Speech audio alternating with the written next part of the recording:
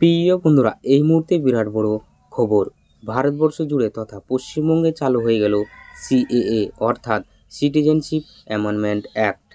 এই সিএএটা কি? এই আইনের ফলে কি উপকার হবে? কারা নাগরিকত্ব পাবে এবং কারা নাগরিকত্ব পাবে না?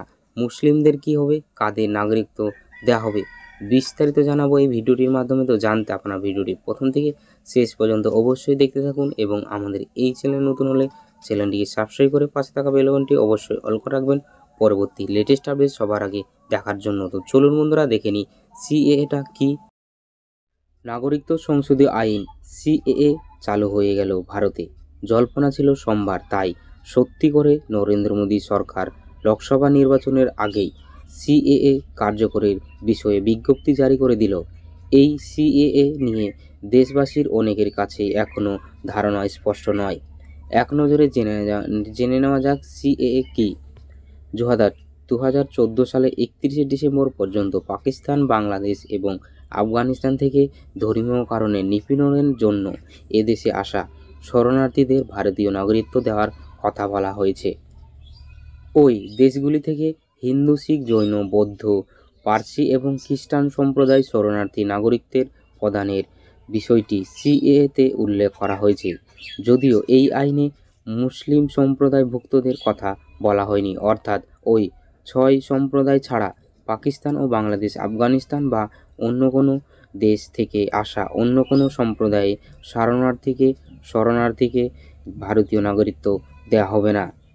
কিভাবে এই সিএএ থেকে সুবিধা পাবেন পাকিস্তান, বাংলাদেশ এবং আফগানিস্তান থেকে আসা আগত শরণার্থীরা? এই আইন অনুযায়ী ভিসা বা পাসপোর্টের মতো নথি না থাকলে ভারতীয় নাগরিকত্ব পাওয়ার জন্য আবেদন করতে পারবেন। 1955 সালের নাগরিকত্ব আইনে বলা হয়েছিল নাগরিকত্ব পেতে টানা 1 বছর ভারতে থাকতে হবে। এছাড়া বিগত 14 বছরের মধ্যে 11 বছর ভারতে থাকা বাধ্যতামূলক। কিন্তু সংসদীয় আইনে সেই 11 বছরের সময়কাল কমিয়ে 5 বছর করা হয়েছে। 2019 সালে দ্বিতীয়বার ক্ষমতায় এসে নরেন্দ্র মোদী সরকার ঘোষণা করেছিল যে ভারতের নাগরিকত্ব আইন সংশোধন করা হবে।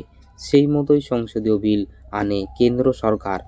লোকসভা এবং রাজ্যসভায় পাশ হয়ে যায় সেই আইন বিল। 2019 সালের 12 ডিসেম্বর ভারতের তৎকালীন রাষ্ট্রপতি রামনাথ কোবিন্দ নাগরিকত্ব সংশোধনীয় আইন বিলে সই করেন। যদিও কেন্দ্রের সিএএ মানতে নারাজ বিরোধীরা।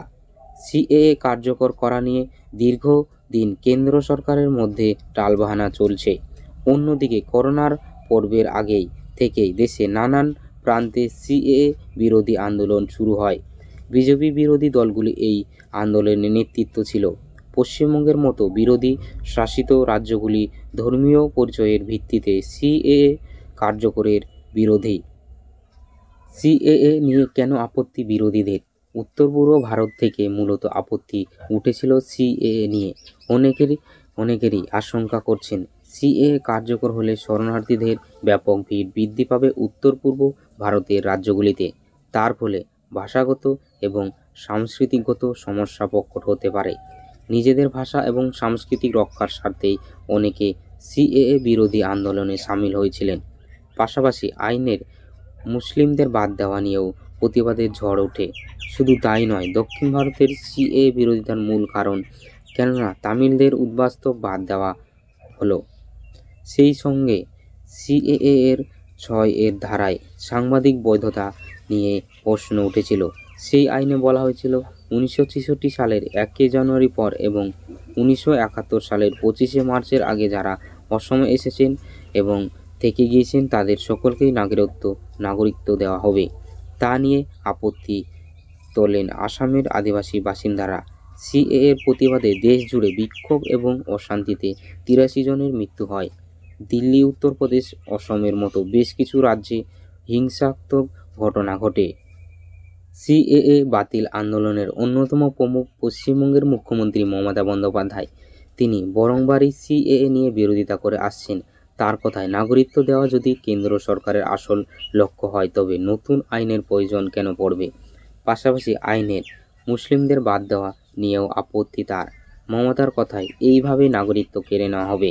বিরোধীদের দাবি সিএএ ভারতীয় সংবিধানের মৌলিক নীতি বিরোধী। এই আইনের মাধ্যমে ধর্মের ভিত্তিতে বৈষম্য সৃষ্টি করছে।